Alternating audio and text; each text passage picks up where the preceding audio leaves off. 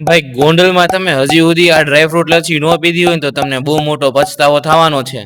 તો એવું શું કામ કહું છું એના માટે વ્લોગ છેલ્લે સુધી જુઓ. તો મિત્રો સવારમાં કોઈ ઠંડો પવન હતો તમે વાત જ જવા દો. આ બીજે દિવસે વરસાદ આવ્યો એમાં તો વાતાવરણ આખું ઠંડુ કરી નાખ્યું. મારે કાનપટ્ટી પહેરીને બહાર જવું પડ્યું. બોલો ઈ બધું તો ઠીક, પણ સવારમાં મને વેલો ઉઠાડીને ગામમાં દૂધ લેવા મોકલો. એ તો ઠીક, પણ જયારે દૂધ ગરમ થતું હતું ને ત્યારે ઉપર ધ્યાનમાં મને જ રાખ્યો. મને એવું લાગે મારી ઉપર શનિદેવ આવી ગયા લાગે. દૂધ તો ગરમ થતું રહે, પણ મારે તમને બધાને લાંબા ટાઈમથી એક વસ્તુ બતાવી હતી.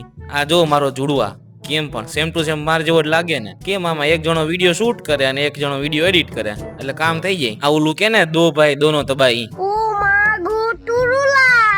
બપોરે 6 વાગે મેં બહાર જોયું તો કોઈક 2 જણા પતંગ ચગાવતા હતા, પણ આનું પૂછડું તો જો મારા કજર કરતા તો મોટું એનું પૂછડું હોય. પછી ઘર આવીને મારો ભાઈ ટીવીમાં એનિમે જોતો હતો. મેં તું લાવો ને હું જો. આ બધા કહેતા હોય એનિમે બહુ સારું. મેં તું આપણે જોઈ કઈ ટપુ પડ્યો નહીં, પણ જોવાની મજા આવી યાર. આ એનિમેમાં બાધે એટલે ફૂલ આમ બાકાજીકી બોલાવી દઉં. બાકાજીકી થી યાદ આવ્યું કે મેં કેટલા ટાઈમ થી લચ્છી નથી પીધી, તો મેં આ જગ્યાની ડ્રાયફ્રૂટ પાઇનેપલ લચ્છી પીધી અને કાયદેસર મને બહુ મજા આવી. જો તમારું એડ્રેસ જોતું હોય તો બધાથી પહેલા મને ફોલો કરો. ફોલો કરીને કમેન્ટ કરો ભાઈ BHAI. સેમ ટુ સેમ આમ કમેન્ટ કરશો ને એટલે હું તમને એડ્રેસ મોકલી દઈશ. હા જો પણ ફોલો કરેલું હોવું જોઈએ. જો ફોલો નહીં કર્યું હોય તો તમને એડ્રેસ નહીં મળે.